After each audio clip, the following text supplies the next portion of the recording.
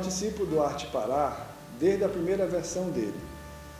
Eu participei concorrendo algumas vezes. Algumas vezes eu fui premiado, se eu não me engano, acho que umas 3 vezes eu fui premiado. E depois eu fui como artista convidado, depois umas vezes eu fui como jurado. Então eu tenho uma história assim, de um tempo bem grande e acho assim, que o Arte Pará é uma iniciativa que é exemplar no mundo que a gente vive, em que as coisas são muito pontuais. Às vezes grandes empresas fazem programas ousados, mas que não duram 2 anos. Então, se você vê a história do Arte Pará ao longo do tempo e quantos artistas estiveram presentes, e quantos artistas têm o Arte Pará na sua carreira, impulsionada, revelada muitas vezes. Então, eu acho que é um trabalho de incentivo fundamental numa terra que tem muitos artistas e que, infelizmente, não tem tantas políticas públicas de incentivo para esses artistas. Entendeu? Então, eu sei que é difícil, não é fácil fazer o salão. Acho que muitas vezes eu percebi de perto como era difícil realizar, conseguir apoio, mas eu acho que ele tem um papel, pelo menos na minha carreira, tá? Tem um papel assim, muito importante por ter me permitido expor o meu trabalho, ter o meu trabalho valorizado, ter o meu trabalho visto. Também eu lembro que teve uma vez que eu fui artista convidado em 2003, ainda existia a Galeria da Residência, ali na Batista Campos, que era a antiga casa do seu Rômulo. Então, eu fiz uma exposição como artista convidado, que foi uma das melhores exposições que eu fiz, entendeu? E que foi dentro do Arte Pará como artista convidado. Não era uma exposição com 2 ou 3 fotos, era uma exposição grande, entendeu? Então, quando você permite que um artista monte o seu trabalho e o público tenha acesso, você está formando plateia e está difundindo a obra de um artista. Então, eu acho que esse é um dos grandes papéis do salão, entendeu? De ser, entre aspas, uma vitrine para o público, e também uma ferramenta de formação de público, que eu lembro do trabalho que é feito, de trazer as escolas, aquele fluxo de escolas. É assim que a gente constrói cidadania, cara, sabe? Às vezes as pessoas pensam muito na arte como um penduricalho, entre aspas, como uma frescura, como uma coisa opcional, assim. Porra, a arte é cidadania, cara, é consciência, é autoconhecimento. Eu acho que esse é o grande papel da arte, é promover autoconhecimento, promover a difusão de ideias. Então, o Arte Pará, por exemplo, que eu participei como convidado, que foi o Orlando Manesco que fez a curadoria, há um tempo atrás, foi no Museu do Estado, foi um dos mais belos que eu já vi, sabe? Porque você entrava ali, você via uma diversidade, você via uma série de questões colocadas, sabe? Não é mais aquela coisa de, é bonitinho, As pessoas ainda têm muito, de uma forma mediana, aquela percepção de que a arte é uma coisa bonitinha para colocar na parede, para combinar com o sofá. Não, e não é. Não é. Na verdade, nunca foi, entendeu? Isso foi, assim, digamos assim, uma carga que ainda bem que está se desfazendo ao longo do tempo. As pessoas estão percebendo a arte como uma ferramenta de formação de cidadania, de consciência, de mundo. Eu fiquei muito, não posso dizer assim, fiquei aborrecido. Extremamente chateado. Não, eu acho que, para te falar a verdade, para mim, pelo próprio contexto, eu acho que vai ser o início da celebração dos meus 50 anos de carreira, entendeu? Isso para mim vai valer muito, mostrar o meu trabalho na minha terra, porque por incrível que pareça, às vezes o meu trabalho está sendo mais exibido fora da minha terra do que na minha própria terra. E eu não tenho essa visão, eu quero e gosto e afirmo que exibir o meu trabalho aqui, para mim, é prioridade. Só que não é fácil, entendeu? Porque às vezes é muito mais fácil você estar presente numa coletiva em Barcelona, como vai haver agora em novembro, com 10 obras em Barcelona, do que ter o meu trabalho exibido na minha terra. Então, quando a Nina Matos me ligou e me convidou e falou que ela ia consegui exibir dentro do Arte Pará a coleção que eu doei, e uma parte foi adquirida pelo prêmio Marco Antônio Villace, a outra parte aproveitei e doei para o sistema de museus do Estado, é ter essas obras, a oportunidade de ter essas obras à vista do público, porque elas estavam nos arquivos. Então você vê 52 obras arquivadas, conservadas, eu espero que sim, devem estar conservadas. Serão essas obras, esse é o trabalho desse ano lá no Arte. O trabalho que vai estar no Arte Pará é um recorte dessa coleção que é pública, que foi incorporada em 2011 ao acervo do Estado e que nunca foi exibida, à exceção do momento em que foi doado, em 2011, ela nunca mais foi exibida depois. Estava guardada. Então, poxa, para mim esse foi o grande prêmio.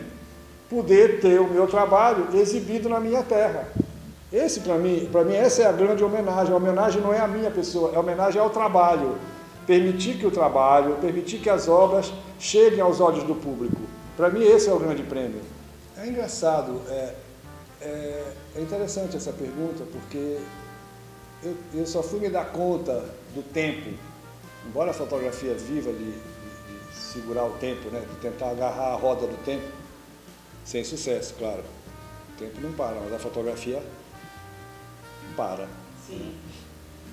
Eu só fui me dar conta disso mais ou menos quando eu tinha uns 30 anos de carreira, porque até os 30 anos de carreira eu agia como aquele nadador do tiro de 50 metros.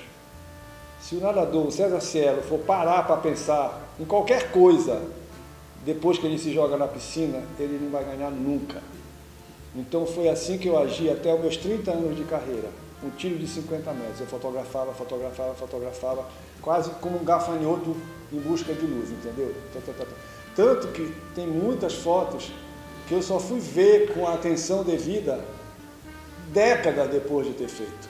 Décadas. Não foi nem dizer, eu vi no ano seguinte, décadas. Entendeu? Tem muitas fotos aí. Agora a exposição que eu vou fazer no ano que vem está me revelando isso. Eu disse, caramba. Mas, no entanto, é importante notar que a quinta essência do olhar, ou seja, a alma, está presente nas obras. Ou seja, eu corria como um corredor de 50 metros na piscina, mas existia uma alma por trás.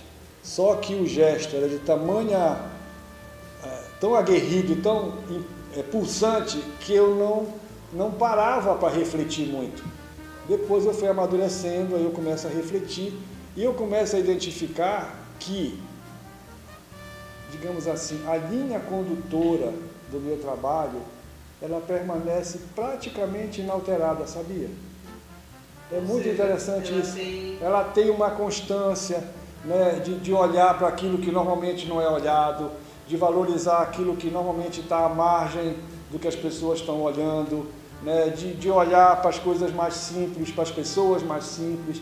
Né? Uma vez até uma pessoa num seminário me perguntou, mas por que você não fotografa a burguesia? Por que você não fotografa a elite? Isso não me emociona, não me move, entendeu? Eu prefiro ir fotografar no Marajó, no Tapajós, entendeu? Nas periferias de Belém, como eu fotografei durante muitos anos, porque eu me sentia bem lá, embora eu não tenha nascido lá, embora eu não seja, né, uma pessoa morena, entendeu? Eu tenho um pertencimento que se dá pelo afeto. Eu tenho um afeto muito grande por essas cenas de rio, pela presença da água, pelo ritmo ditado pela chuva, pelo jeito de ser que tem no ribeirinho, nas pessoas mais simples. Então, isso sempre me encantou, desde sempre.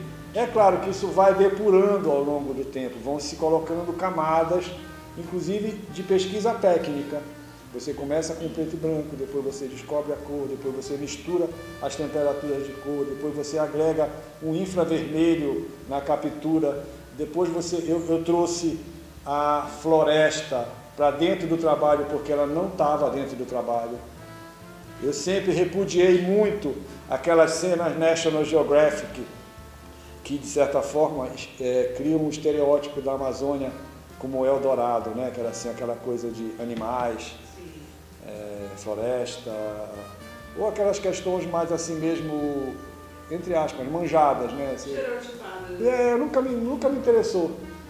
Essas questões entram na minha obra quando eu consegui fazê-las de uma maneira diferente, através da técnica do infravermelho, que é isso que está atrás de você, entendeu? Essa técnica me permitiu trazer as árvores, os rios, entendeu? Essas coisas para ficar... Porque, através dessa técnica, eu consegui subverter a realidade, criando como se fosse um planeta particular, entendeu?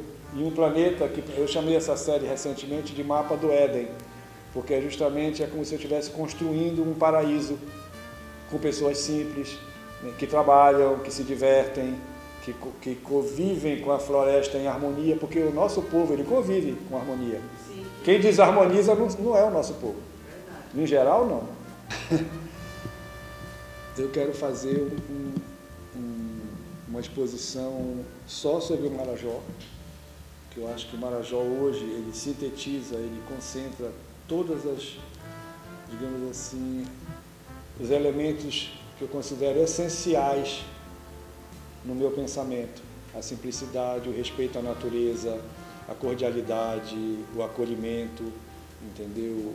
Tudo isso no lugar que me recebeu super bem, embora eu chegava no lugar, eu tenho uma foto que quando eu vi a foto eu falei, caramba, como é que eles não me olham torto, porque parecia uma bandeira branca no meio, aquela coisa assim diferente, parecia um gringo, entendeu? Eu nunca me senti um gringo entre eles, sabia? Nunca.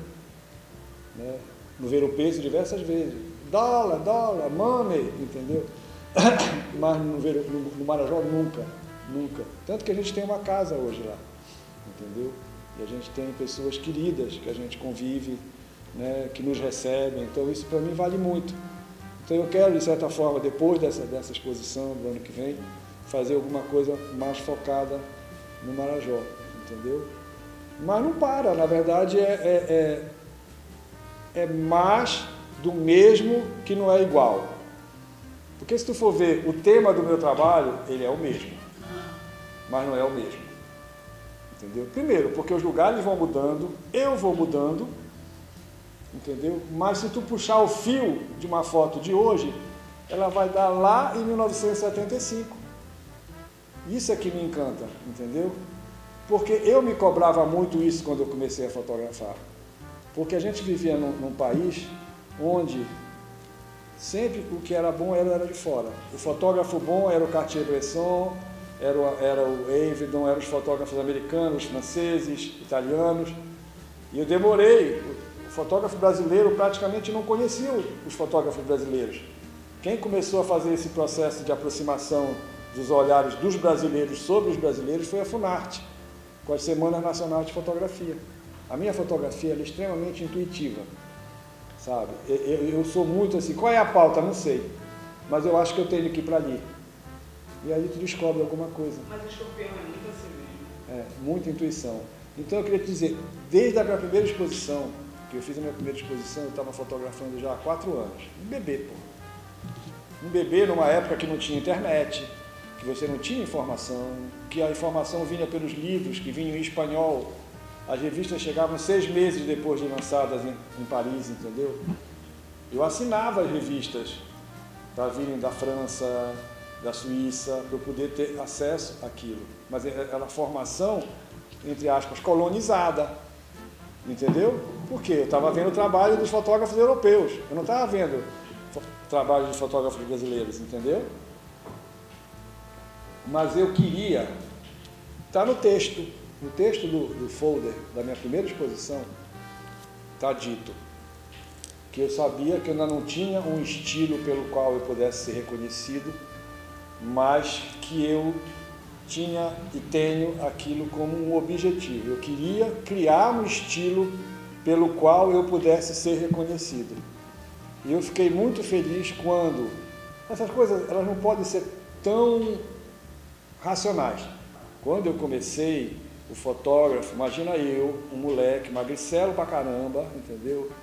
Se o vento batesse, meu apelido era Macarrão, então por aí tu vê, branco e magro, fino. Aí eu chegava lá na Yson Yamada, porque eles não diziam Y Yamada, eles diziam Yson Yamada, para tirar um ar-condicionado para o meu laboratório. Meu primeiro estúdio era aqui na Benjamin, em frente ao que era o Colégio Dom Bosco. Aí eu fui tirar o ar-condicionado, aí máquina de escrever, aí a moça pergunta, nome, Luiz Otávio Salamé Braga, data de nascimento, residência, blá blá blá. Profissão, tinha 17 para 18 anos, fotógrafo.